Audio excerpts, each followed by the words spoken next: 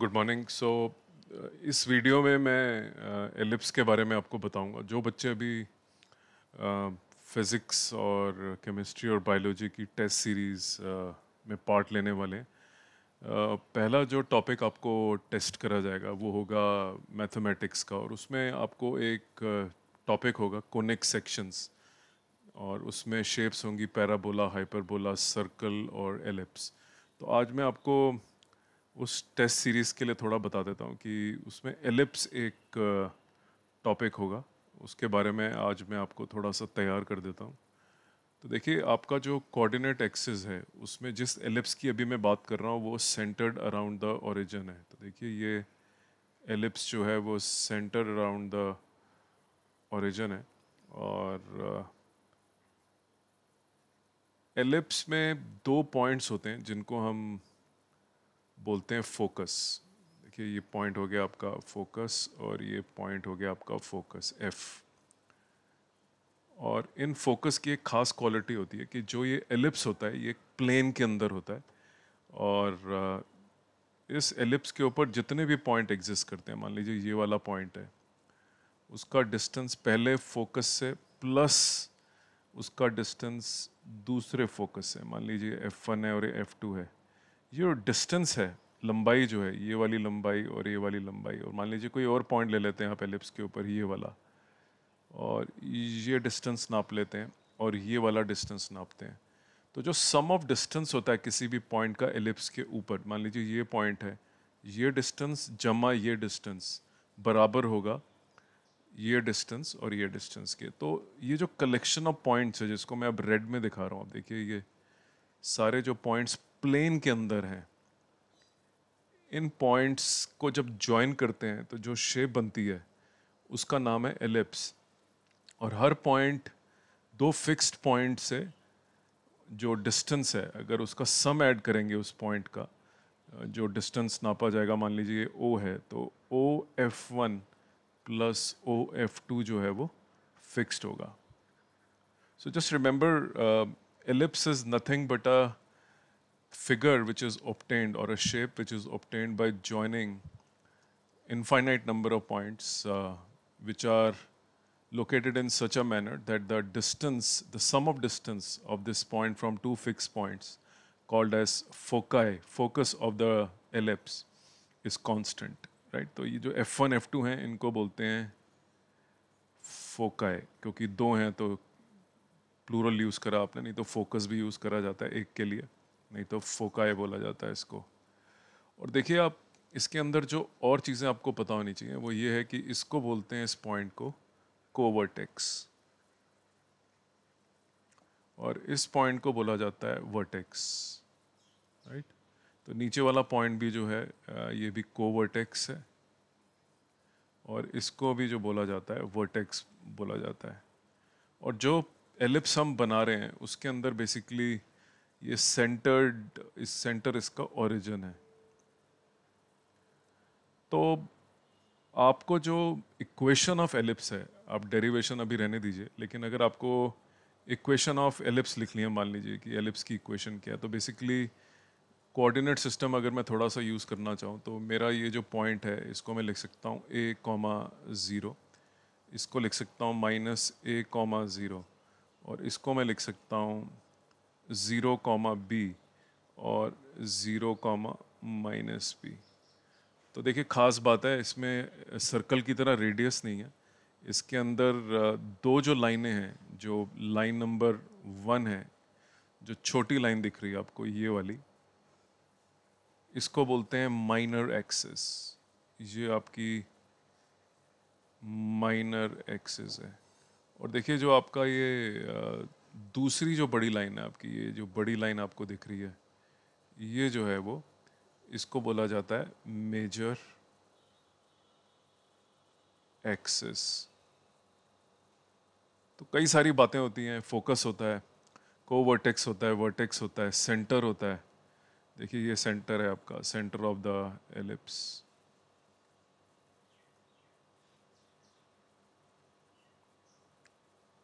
तो अगर हम बात करें इक्वेशन ऑफ एलिप्स की, और हम उसकी मैथमेटिकल रिप्रेजेंटेशन अगर लिखना चाहें कि एलिप्स को मैथ्स में कैसे आप एक्सप्रेस करेंगे इस प्लेन में जो फिगर है ये वाली जो जिसका नाम हमने एलिप्स रखा है।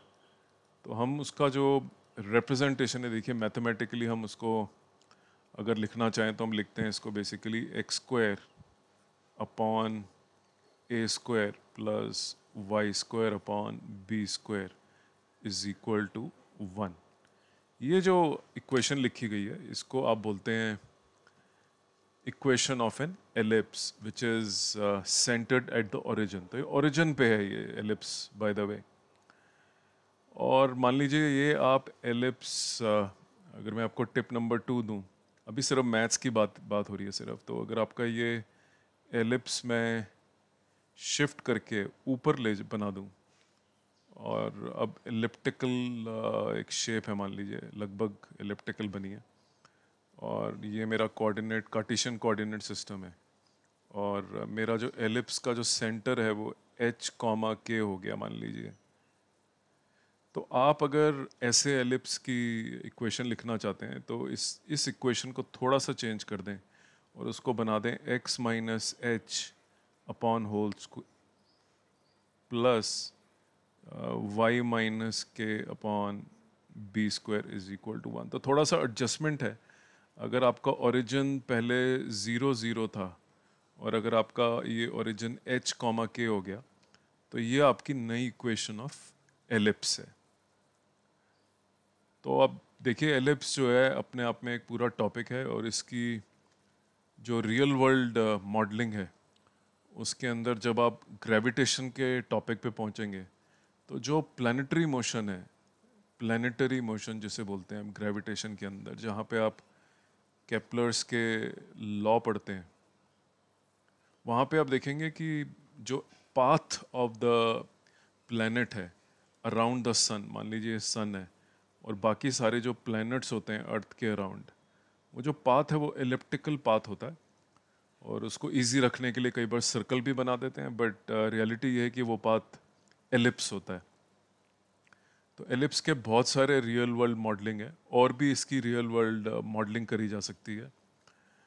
अगर किसी ने कभी कोई विस्परिंग गैलरी के अंदर गया तो वो एक एलिप्टिकल डोम होता है, बेसिकली एक एलिप्टिकल डोम होती है और अगर एलिप्टिकल डोम के अंदर एक आदमी यहाँ पे खड़ा है और दूसरा आदमी यहाँ पे खड़ा है और वो अगर बात करें लेकिन बात करते वक्त वो फोकस पे खड़े हो, फोकस नंबर 1 और फोकस नंबर 2 पे, तो वो एक दूसरे की बात सुन पाएंगे।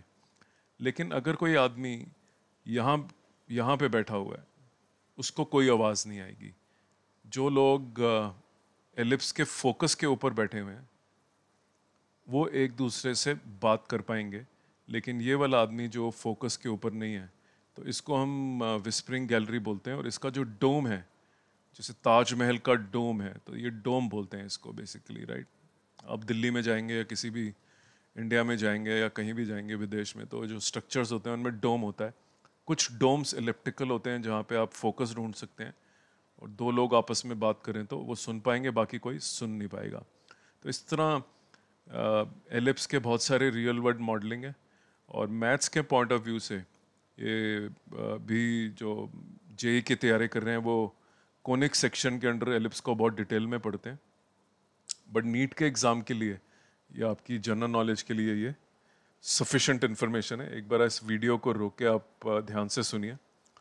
और मैंने अपने चैनल पे करीब 1300 वीडियो फ्री डाले हैं नीट, जेई और सारे बोर्ड्स के लिए, चाहे आप इंटरनेशनल स्टूडेंट हैं, even if you are student who is preparing for IB board or IGSC or Cambridge assessment or advanced placement in United States, you would find some semblance of sanity in these videos, and they're pretty common as far as the course goes. So just go through this concept of ellipse, and hopefully it will help you, perform better in physics.